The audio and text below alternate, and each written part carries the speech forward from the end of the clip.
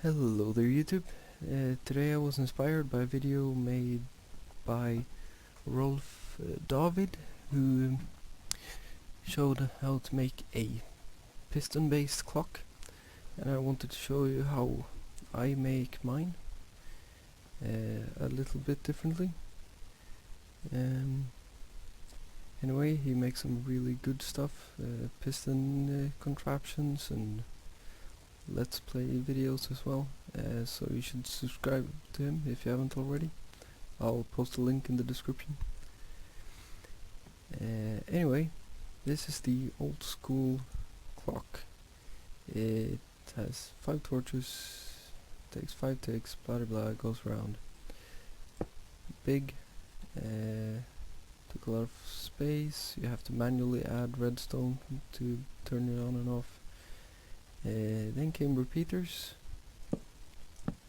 You can make your clocks a lot more compact. However, you still have to add and remove redstone from these to make them work properly. Then came pistons. And they're very clock friendly. Signal goes through the block, turns on the piston, and it doesn't allow the signal through anymore. And you can add as many repeaters and stuff that you want on the other side. And yeah.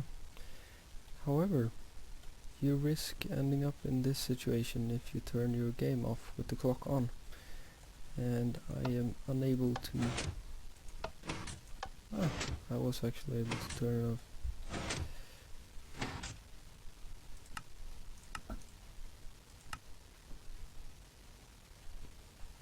Let's see.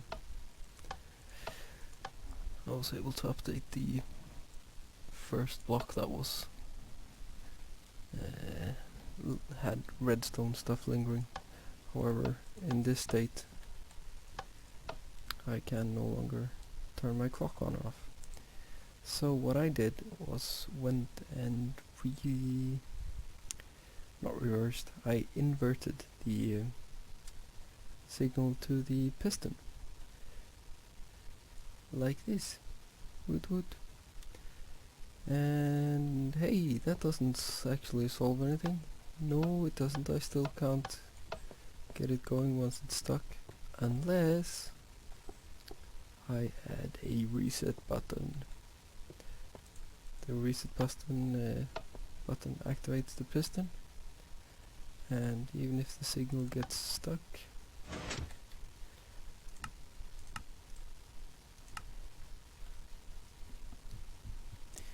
you will see that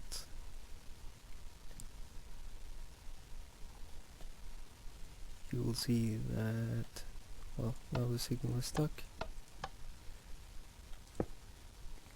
Oops.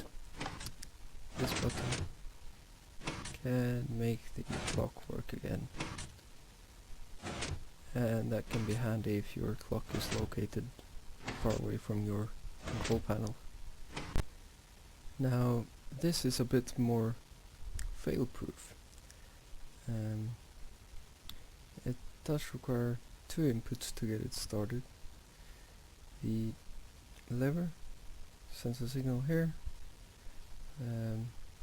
When the piston is turned on, the signal goes through 1 lap, turns the piston back on, and so on. Now what it does is these pistons push this block around in a square, and when the block is over here, it will allow a signal through into this repeater and off away. I had it going the other way.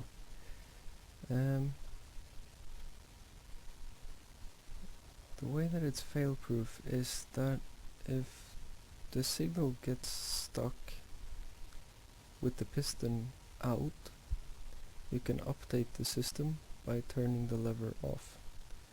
If it gets stuck with the piston off, you can update the system by turning on the piston. So you turn this on and press the button, and then it goes around by itself.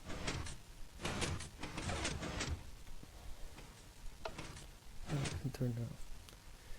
And it is also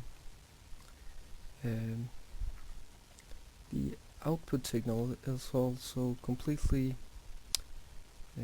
independent of the length of the signal that is going around in the clock. So it doesn't matter if there's just it doesn't matter if the signal coming around is 2 seconds long or if it's just 2 ticks long.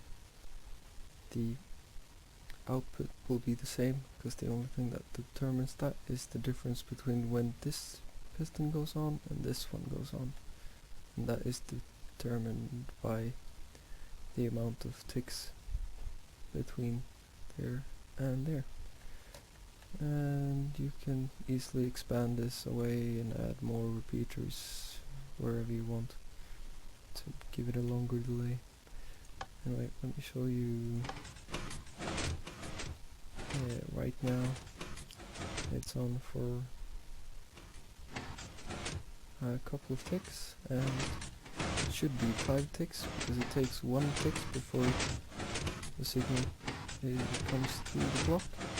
However, it is turned off instantly when the block is moved away.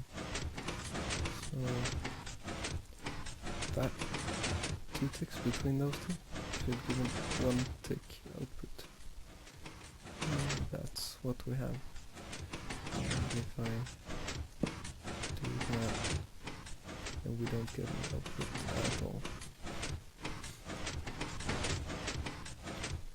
So that's my finalized fail-safe piston clock.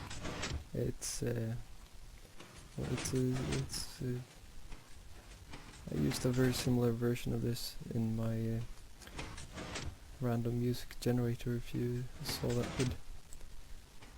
I've used it in other creations as well. Anywho, that is all.